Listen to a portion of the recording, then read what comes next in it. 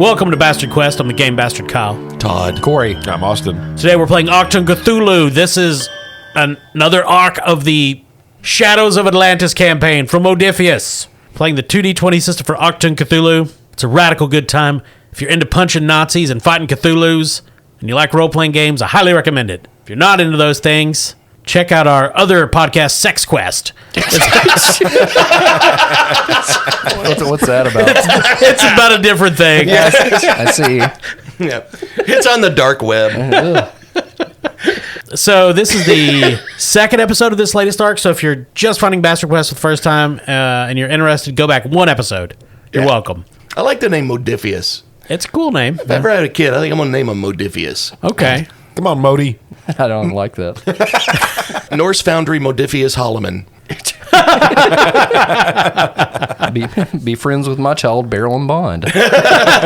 Twins, they are.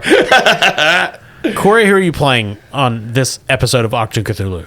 I'm playing Corporal Sarah Walker. She's an Australian commando, and her trusty dog, Operly, which he may be the Kwisatz Haderach.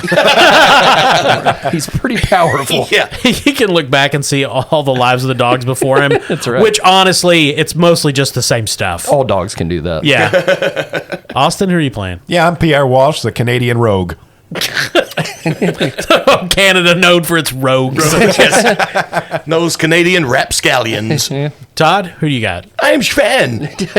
Yeah. I'm Norwegian. I'm just happy to be here. That's right. Actually, Sven is a Norwegian rune weaver. He can wield the hammer of Thor, and yet his powers pale in comparison to Operly. Well, he wields the hammer of Thor, an arcane spell. He doesn't have the literal hammer of Thor. Right.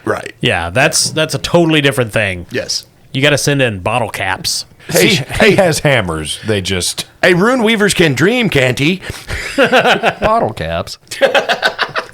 Marlboro Miles. You are in Cairo.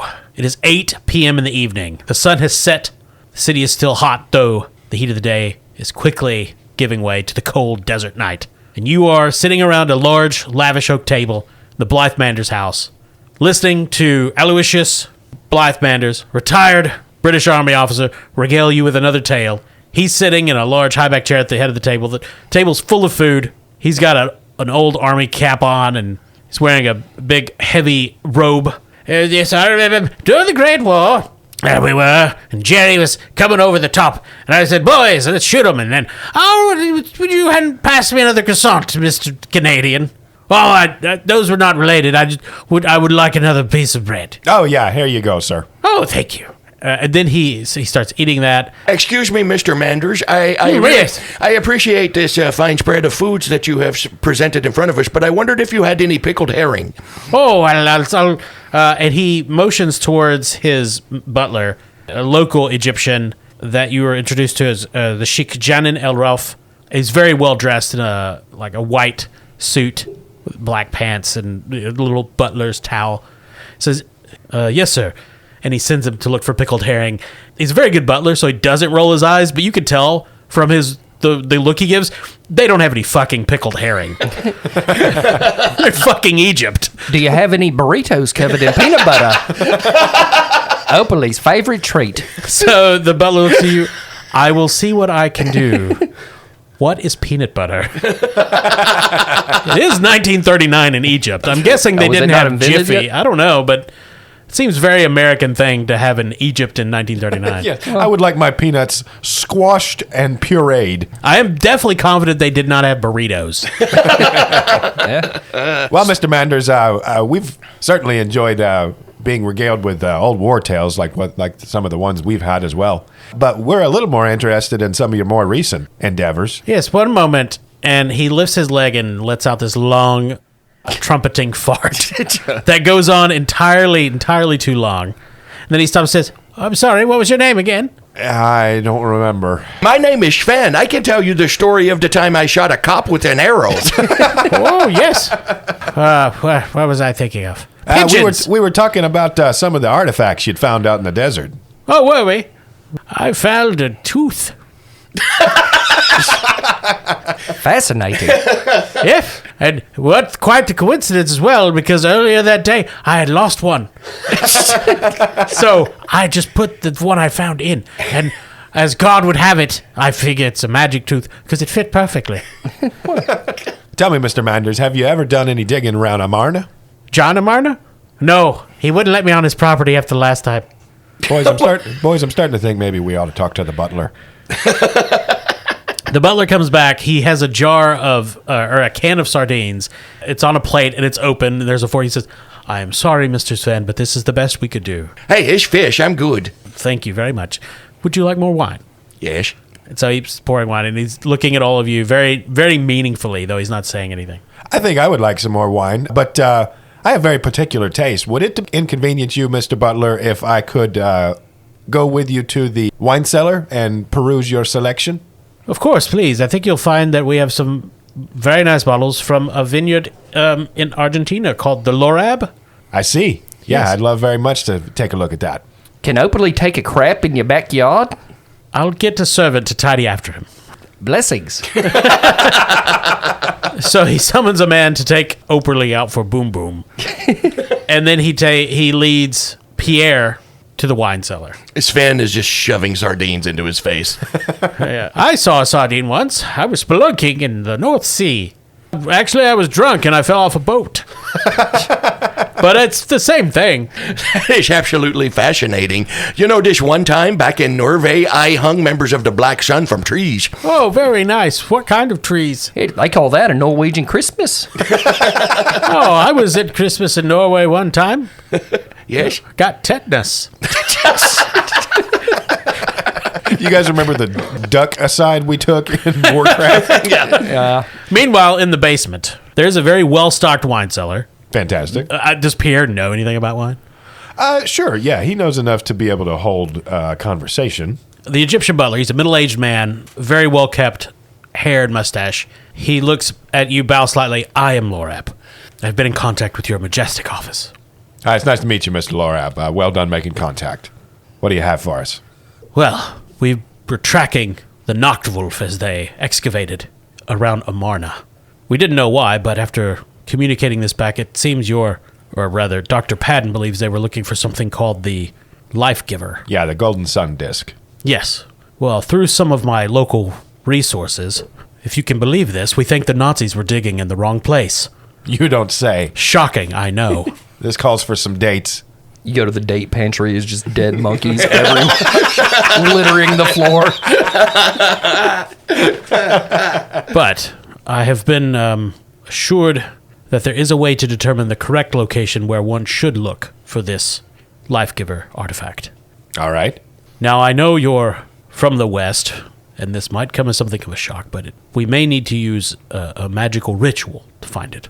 Do you mean the metric system? No. You'll recall, the British are in charge of our country right now. So might I interest you in some pounds and leagues? I don't want to get into this. I know of a ritual that might give us the information we need, if you are willing to undertake it. Yeah, I may have a friend or two that at least has some knowledge of those kind of practices. Very well. Entertain Blythe Manders, but at midnight, in the well in the courtyard, we will conduct a ceremony that may point the way.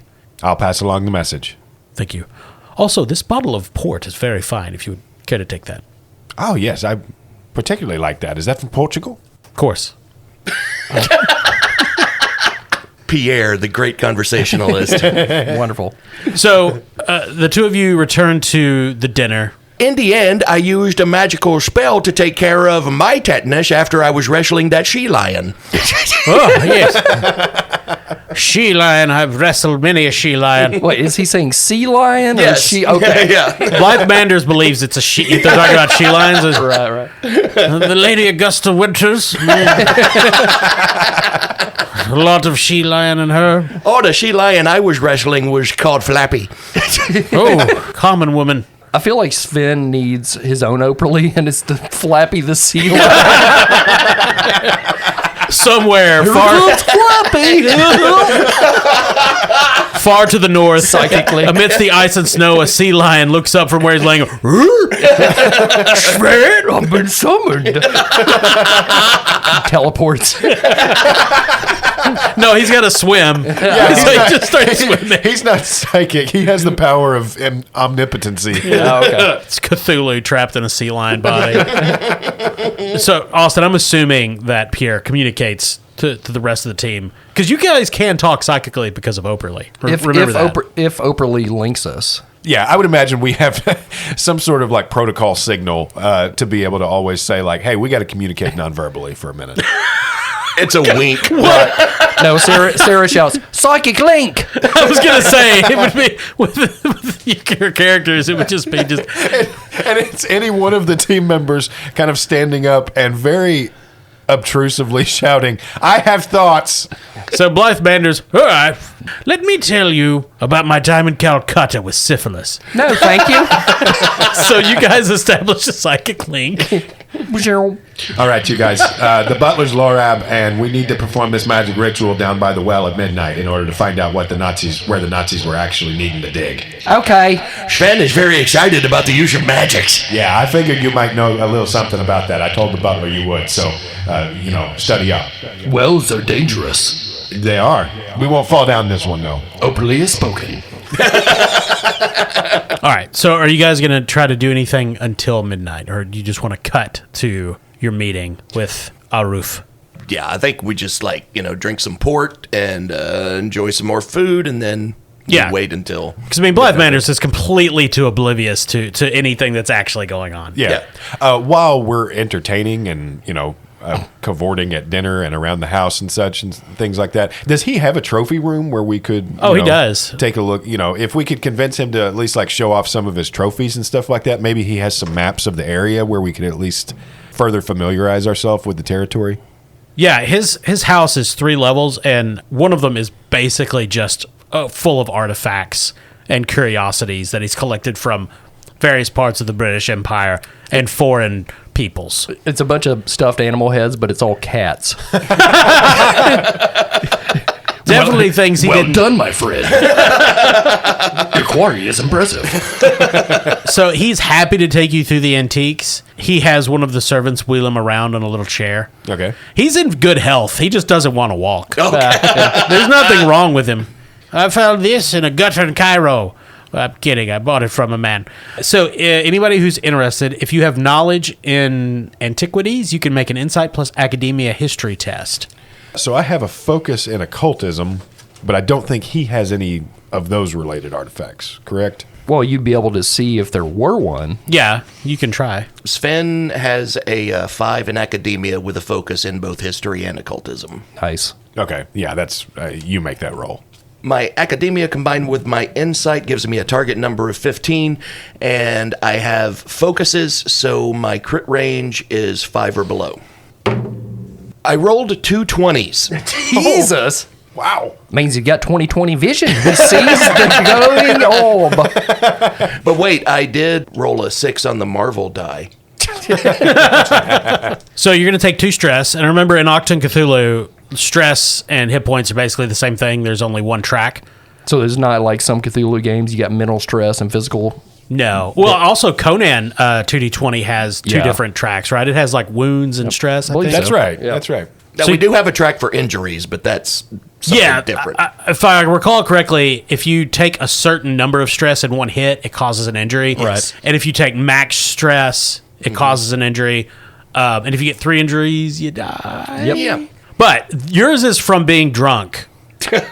Because there's a servant following you guys around the entire time you're going through these antiquities, which are all very interesting, but none of them are particularly related to the occult. There's some things from Amarna about the same time as the DOG, the Deutsche Orientgesellschaft, was digging there, which is where they found the Blackstone, supposedly. But nothing that you guys haven't seen before, or that is really anything more than curiosities about that particular time in Egyptian history. I love that Todd got hurt on a pointless roll. I mean, there's nothing like a drunk Norwegian. Just got hurt by looking at shit. Right? So By the time midnight rolls around and Blythe Manders goes to his study to finish off a bottle of cognac, Sven has taken 5 more damage. Wait, is he taking damage, or across the world has Flappy been attacked by a seal? the three of you are standing out in the garden of the Blythe Manders house, which is very well kept, and there is this circular stone well in the garden. Looks very old, and the butler, Aruf, is standing beside it. Sven is out of his mind drunk, by the way. Just gone. Completely hammered. Great. He's just firing off random spells into the air. Vinvadium Leviosa. The full moon is out. Everything is bathed in this silver light. You can see quite well. The well itself is perfectly still, and beside there's a small table, a metal table, like a circular, like outdoor, table with the mesh. And there's a mortar and pestle, some very blue lotus flowers. He takes those and he starts grinding them in the pestle and mixing them with some oil. He says, "I'm going to send you on a vision. Hopefully you will see the way forward." Will I be able to see Flappy? He looks questioningly at Pierre. You were good. Just tell us what we need to do. We cut to a sea lion dance number. The Flappy feet. Also directed by George Miller. Yes. The ancient Egyptians had many secrets, and we believe the Atlanteans taught them many more. Hopefully what you see will guide you accurately. So is this compound we're going to be, I assume we're going to have to ingest that. Yes. Is that something that's from Atlantean origin? I'm not sure of the origin of the blue lotus flower that creates the vision. Is it dog friendly? He looks at you, looks at Operly, and shrugs. I quite enjoy eating plants. Sometimes it makes my boom booms watery. He says, but this is the Well of Stars, and he gestures to the well, and it may show you the doorway to the Duat. The doorway to the do what now? Duat. The underworld. Austin's very happy with himself. He's entirely too pleased. Which of you has the highest academia score? I think that'd be the drunk one over there. That's what I was afraid of. Yeah, I got a 5. Now, I do have a 3, but It is Todd. Todd, you do have the highest academia. Yep.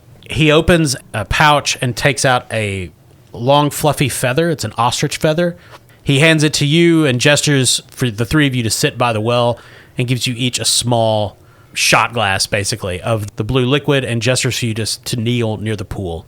And it begins chanting magical words low under his breath and makes a swirling motion with his hand while looking at Sven as if to say, that's what you should do with the feather. Sven is drunk, but he can swirl a feather. famous last words.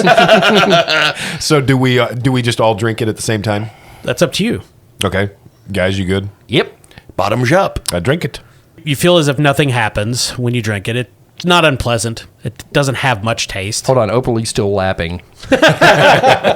Sven makes a swirling motion with the ostrich feather, and if anything, the well becomes even more still, and then a picture begins to resolve itself. For just Sven, or is this for all of us? For all of you. Okay. You see a massive sandstone facade supported by 6 pillars. Each of the pillars contains the carved head of a woman with a cow's ears. This is somewhere in the deep desert. Any of you can make a reason plus academia history test to try to discern who this figure is. Okay. Now, Sven is the one with both a high skill in academia and a focus in history. But I do have a 3 in academia. Kyle, can I assist with this at all? Yeah, you can. You can Okay. roll a d20 to assist. Sven's test is going to be harder than the other guys because he's drunk. Yeah. So that's going to be my insight in academia, which is going to be a total target number of 14. That's a 10. Okay, Todd. So as long as you get a success on your roll, you'll get to count Austin's. All right. Target number 15. Crit range is 5 and below. I rolled a 1. That's Nice. better. So you got 3 successes in total. You only need 2. You guys can bank a momentum if you wish. Okay. Sweet.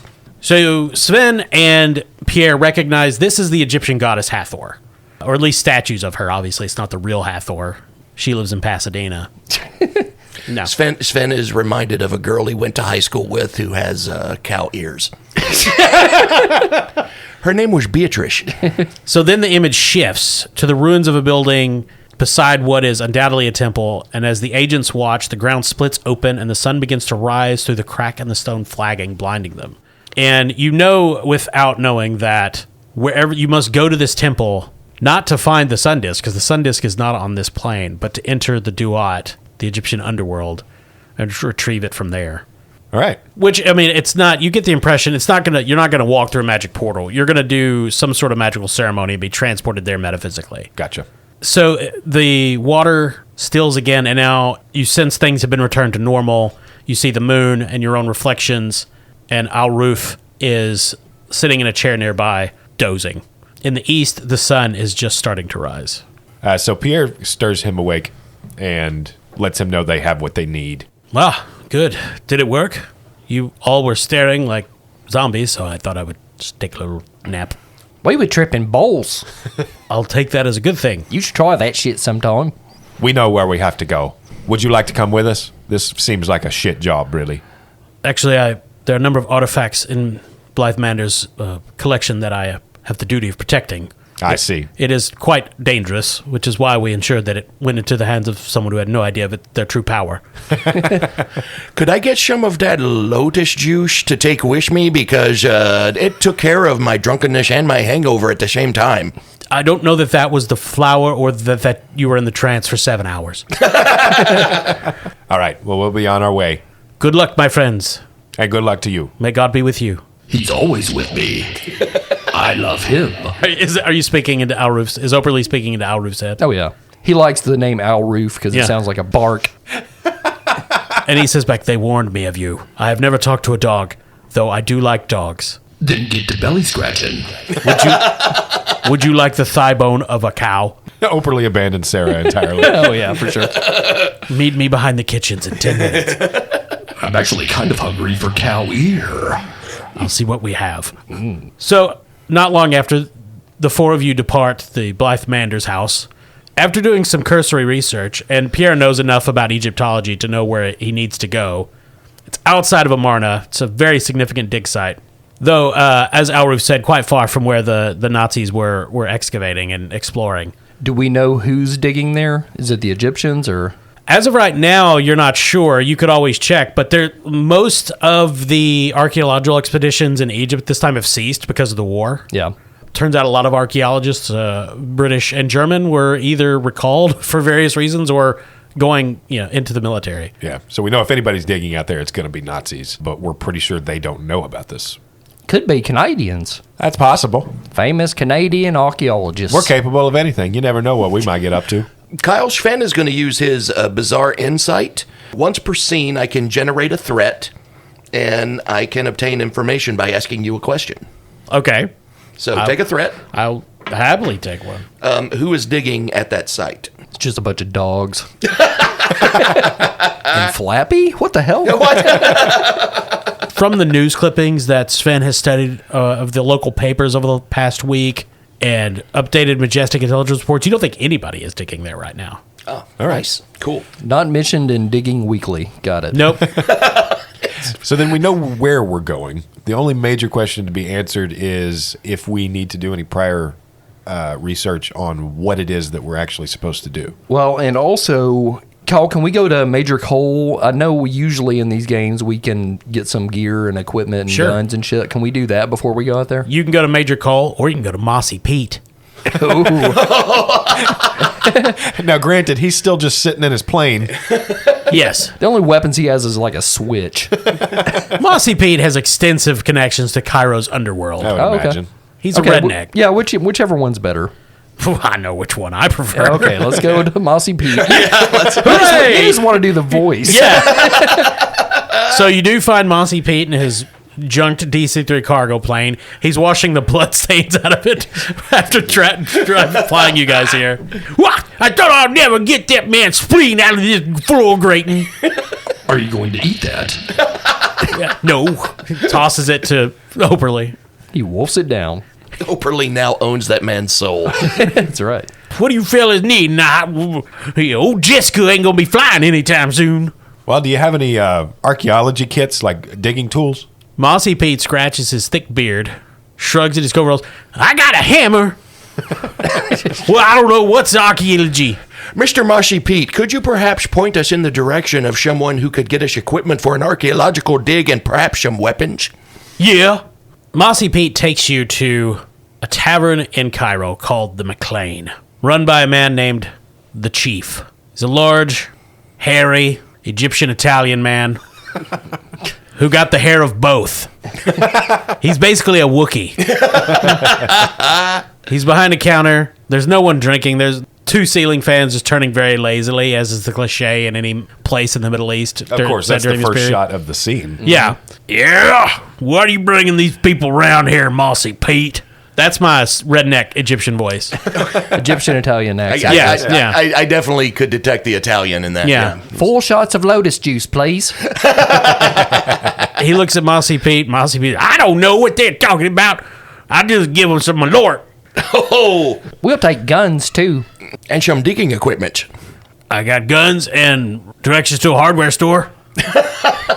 So, out of character, what are you guys looking for? What sort of guns are you looking for? What sort of equipment? Do we have any guns on us? I I assume assume- we do, right? Yeah. Oh, yeah. I've still got my 45, my Trank gun, and my Thompson. Well, I'd say unless there's any, like, Egypt-specific weaponry we should get, we probably don't need guns, but definitely digging equipment, ropes, those kind of things. Well, I definitely don't have some things that I may have confiscated. You know, what fell off the back of a truck that the British Army had. We'll take it. Okay, so he has a few pieces of heavy equipment that you might be interested in. He has the Boys anti-tank rifle, Oh. the Life Buoy portable flamethrower number 2 Mark II, Oh, hello. or the Piat anti-tank weapon. I'm thinking flamethrower. Yeah, flamethrower. And we can just share it. Yeah. Like, I'll take it on Put it on Mondays, Oberle's back. Thursdays, every other Friday. He also has Mills bombs and tire busters and some other explosives, but mainly the flamethrower. Yeah. Yeah, flamethrower. Now, be careful with this, because this spews flame. I see. Okay. It's hot. It will burn you. All right, so we've looked through the crates in the back. Sven has taken a flamethrower. Pierre has taken 3 charges of C4. Was there digging stuff in there? He gives you 2 shovels. Okay. Yeah, the C4, Corey. Oh, I see. Was there rope and stuff? We might have to shimmy somewhere. Yeah, he outfits rogue archaeology teams all the time. Okay. So you guys are stocking up gear at the McLean Tavern for most of the rest of the day, packing stuff up in crates, because you're going to have to get a truck and drive a number of hours to get to your destination. Okay. So once when Operly goes out to go potty, Corey, Operly needs to make an insight and observation Okay. check. His insight is 11. His observation is 3. He does have a focus in smell and taste. I don't know if I'm smelling or tasting. Neither of those will apply in this Okay. case. Target number 14. Your difficulty is 3. Oh, shit. Oh, man. We've got momentum, Corey. Yeah, I'm going to use a momentum. 9, a 4, and a 10, so 3. Nice. So Operly is in an alley behind the tavern. The sun is in the west, the alley is in shadow, and at the far end of the alley, actually across the street that the alley intersects, is a man. He's short, bald, with Asiatic features in a sapphire blue robe, watching Operly. And you've seen no one that looks like this in Cairo, because you're in Egypt. There's not a lot of Asian-looking people in Egypt in 1939. And this man is unmistakably, specifically looking at Operly, and not with the sort of gaze that's like, oh, hey, that's a dog. No, this man is watching. So Operly's singing the song he sings when he's going potty. I'm going parties like a good boy, good boy. When he notices the robed man, and he kind of like jerks, like bird dog like, and like lowers his neck and gazes at the guy, and he's going to use thought sending. That essentially like links the two of us. Like he can respond to me and I can talk to him through dog brain. Sure. It's difficulty 1, will and observation check. Will is 10, observation is 3. It's 18 and a 4, so 1 success. So he does establish a link. Greetings, robed Asian man. I can tell by your demeanor you have realized I'm a psychic dog. The man does not respond directly to Operly. He begins muttering words that Operly does not recognize, but that he knows are magic. And then there's this lurch that Oberly senses more than actually feels, and he is pushed out of the man's mind. And then, spending threat for all the bullshit magic this guy's doing, there's a swirl. The fabric, sapphire blue, twists around the man, and he is gone. Oberly smells the same sort of scent that he did when he was in the Mexican apothecary bookshop in Vienna. Not the same sort of personal scent. But I think that old man smelled like piss in that place. He did. Okay. But the same sort of otherworldly, supernatural smell. As if the powers that both of these humans he's encountered were drawing from the same source. You know, to put two and two together, that this man in the sapphire blue robes was a practitioner of Yog-Sothoth. Yeah, because the old piss man in Vienna told him that he worships Yog. Yes, but I will go ahead and tell you that those two characters are not necessarily connected. Like the guy at the Mexican apothecary in Vienna has nothing to do with... Yeah, this is just another cultist. Yes, they do not know each other. I don't want you to go down that red herring rabbit hole, so to speak. Because we would. Well, Yes. well, yeah, it's basically the guy in Vienna was like Catholic Yog. Yeah. This guy's Baptist Yog. Oh, no, So much more dangerous. This guy's Church of Christ, y'all. Oh, Jesus Christ. Man. Non-denominational Yog. Oh, God. Yeah, no music at their rituals. But the magic that the man was using derived from Yog-Sothoth. Okay. But he is gone now. Okay. Oberly returns to the squad and tells them of what he saw. Sven is polishing the flamethrower. Yes. With the only thing at his disposal, gasoline. We're not alone in Egypt. I just saw a Yog man. Well, then we'll have to be careful if somebody already knows we're here. Where'd he go? I don't know, but he was wearing a gray robe.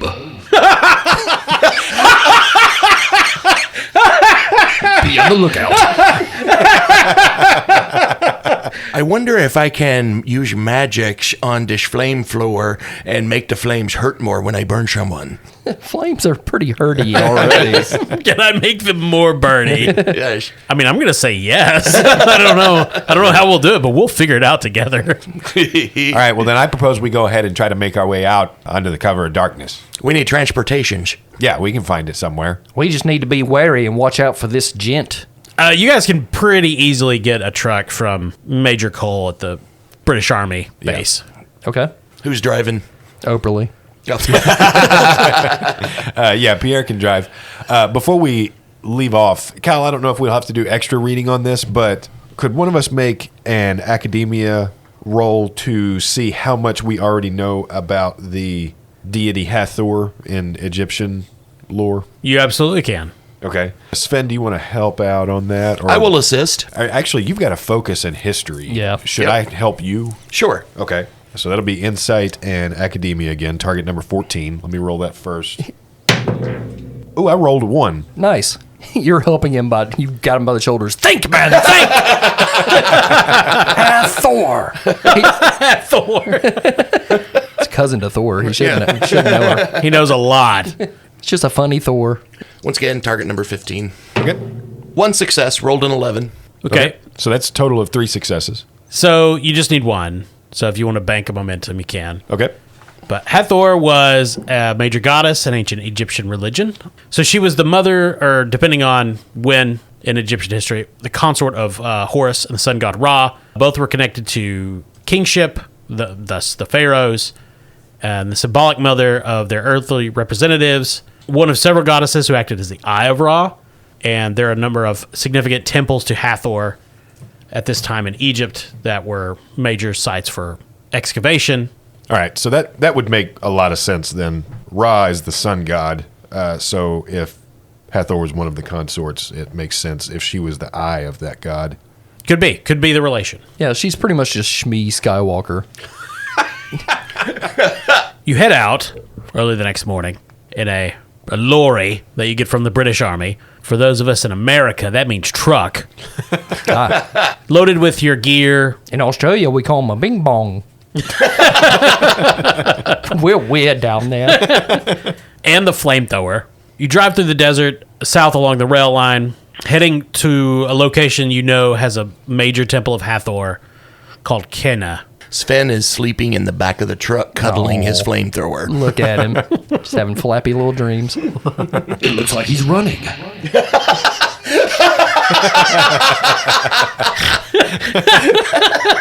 And as the day wears on, you figure you're about an hour out from Kenna. You top a hill, and at the bottom, there's a man in business clothes, though the coat's off and his shirt's unbuttoned, and he's waving at traffic. You see a car whiz by him, and then he sees you guys, and he's waving, trying to wave you down to get to stop, and you can see there's a broken down truck not too far from him, and a woman in a very nice red dress leaning out the side. He shouts, "Please stop, please." We must help this woman in the gray dress. Do you guys stop to help these stranded travelers? I'm sure it's fine. Yeah, no danger whatsoever. It's just, we'll probably just get some momentum for helping. Yes. Yeah. That's a thing that could theoretically happen. Just for being good Samaritans. Anything's possible. Well, Pierre's driving, I assume. Yeah. I don't know that I'm stopping. What do you guys think? I think if they need help, then we can provide help to them. If it is some sort of trap, I has a flamethrower. I think you should continue driving this rolling horse. Which is what dogs call trucks. No. Yeah, I think I'm going to keep on driving. If we know that somebody's already been spying on us, this could be an ambush. So any of you can make an insight plus observation test. Though I'm going to say Oberly and Sven are in the back, right? Yeah. So really only Sarah and Pierre would be seeing this. So I can make an insight and observation test. I'm decent. I've got 11 insight and observation of 3. Can Sarah help? Yeah, she's Australian. Yeah. They have eyes. It's true. Just one, though. That they share. Some weird evolutionary thing that happened. For some reason, all Australians' eyes can bulge out of their sockets, like in Mad Max. It does happen quite often in those movies. George Miller's a big fan of that. Yeah. Pierre, look, she says. That's target 11 for Sarah. That's a 19. Oh, okay. Those are people. She's looking backwards at the truck. All right, target number 14. I recognize him as human. 13 and a 2, so 2 successes. The man bears a striking resemblance to pictures you've seen, because remember, you've never really met him in person, to Professor James Fitzlewis Hamlin. Is that the resurrected guy? Yep. Oh, boy. Then that may mean the woman in the red dress is the Italian archaeologist Sabina Aloia, who we know was working with the Knockwolf. We've seen her. Okay. We witnessed her leaving that prison camp with not only the seemingly dead Hamlin, but also an as yet unknown to Pierre, but Roscoff Smythe. Now, part of what you're saying is true. However, because I just listened to the previous episode, the person that actually saw her was Sven. Ah, okay. Because at the time, Sarah and Pierre were skulking around the back to break into that prison camp. Okay. So, well, first off, Austin, I assume you're not stopping. No. Or we could drive into them. Solve this problem altogether. That's an option. And then Sven can burn the bodies with the flamethrower. I like it. Perfect. Yeah, I don't think we're stopping. Because so Kyle, tell me if this reasoning would be sound. We know for a fact that Hamlin is dead. So know he's dead. Yeah, and we know the Nazis stole his body. Yes. And Pierre does recognize him from pictures, so he knows at least one of these people. And I'm pretty sure you guys you saw him in Rome because he was with the Nachtwolf guys that were trying to get trying to fight the Serpent Men to get to the other artifact. That's correct. Wouldn't it make sense that Sven would have told them about the lady he saw? So that's what I was about to say. No, not that they would recognize him, but no, you know that. They know that. I am that at least person aware exists. of that archaeologist's presence. Correct. And trucks at this time have a max speed of 12, so he has plenty of time to really scrutinize. All of this is going through my head. We're still a mile off. So I don't think we're stopping. Analysis of the situation, Kyle. How possible is it to possibly see if we can stop and pick up Hamlin, who we can easily manage, and leave the archaeologist where she is? I mean, she's 20 feet away from him in the car. Whether or not it would be easy to stop and kidnap zombie Hamlin, I don't know. Yeah, so I think maybe we just don't risk it. We don't know who all's in that truck either. It's a car. I It is may a have car? said truck, but it's a car. It's one of those with the fabric back So there's not a squad of Noctwolf troopers in the vehicle. Okay, all right. So we don't have to worry about like a huge ambush, but I also don't know what Sabina Aloya's prowess would be as far as practicing occultism. So I wouldn't say you don't have to worry about that. I wouldn't say that at all. I mean, there could be Noctwolf buried like the Fremen out there. What? Yeah. I just watched Dune 2 yesterday, Corey. So, I think we're just going on by. Whatever might happen, Hamlin, there was already, I think, a question in the last chapter of Hamlin somehow retaining some of his consciousness because he wasn't showing the Nazis the correct place to dig for the shield, and we know he knew exactly where that was. Right. So I think there is still a question of loyalties, but yeah, I think we're just not stopping. I mean, either way, I'm glad we spent 20 minutes on this. Well, it is a good way for us to have caught up on a lot of Oh, I've had a great time. background. Yeah. Shut up. The truck speeds past. You see Hamlin throw up his hand. 12 months. Yeah. And Sven and Operly are in the back, and Sven does recognize Sabina Aloya in the car. He also sees the Noctwolf troopers getting up out of the sand like Fremen in the desert. Oh, Jesus. Easily a dozen of them with shit. heavy weapons. Shit. I was totally going to bone you guys. Lord. Yeah, no. I'm tired of playing this game. I was just going to kill you all. Ready to get to Cobra. He is. Yeah, it was completely an ambush. Of course it was an ambush. Right. Sven reaches over, and the bulb horn on the side just kind of as the car goes by. So you see Aloya throw something down, obviously cursing in Italian. And you, of course, drive until you reach Kenna, over an hour away. It is a very sleepy rural town. There's a boarding house, a market, a bunch of goat herders and farmers. This is not a bustling metropolis. But in the hills, beyond the small village, really, you can see the great temple of Hathor amidst the cliffs. And this is definitely the place you saw in your vision in the well. So here's a question before we proceed further. I'm trying to gauge how worried we need to be that they knew the route we were taking to get to our destination. How close is this temple to where the Nazis were digging in general, which is Amarna? Can I roll to see if one of us is a double agent? Yes, you can. It's the dog. Shit, no! So now remember, this is the 1930s, almost the 40s. It's not like there is an interstate in Egypt leading from Kenna to Cairo. So you would have gone on a long. It would not have been a straight drive. Yeah, it was a long winding. Yeah, Right. And it's technically only 2 miles away, but the top speed of the truck, it's so slow. It took an hour. What I'm saying is, like, even though they had set an ambush for you, you would have made so many road changes. Okay, so there's no reason to believe they knew where we were going. No. Okay. No, none at all. That's all I'm after. If they knew where you were going, they'd probably be there. Yeah. Okay. Because they don't really care about you. They want the artifact. Yeah. Right. I mean, they'd love to kill you, but you're not the priority. Uh-huh. All right, so do we establish a kind of base camp somewhere in town, or do we try to head straight to the temple? Let's go to the temple. Sven is very excited about seeing the Egyptian underground. Just a moment, fellas. I'm still thinking if we should pull over or not.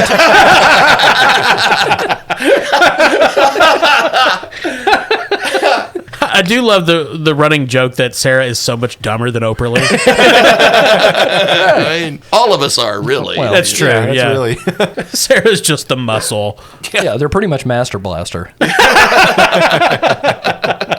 So there's a boarding house, and there's farmers that I'm sure you could pay, and they would let you sleep in the barn. Yeah. So we'll just head straight for the temple. So you drive up to the temple. There, I mean, this is 1939. It's not like there's a in-depth security around archaeological sites in Egypt at this time. The closest you get is there's some grassy areas at the base of the hill where the temple is, and there's a farmer out there with goats, and he kind of watches you as you drive up. Guys, should we stop to talk to the farmer? Now, we need to talk about this for a while. Let's discuss it. It's a Nazi officer with just like a blanket over his The goats uniform. are strapped with C4. One of the goats is a cyborg. Bomb goat! No, it's obviously a local indigenous farmer and is just feeding his goats. We kind of wave to the farmer and hold up our shovels like, we're just going to go digging.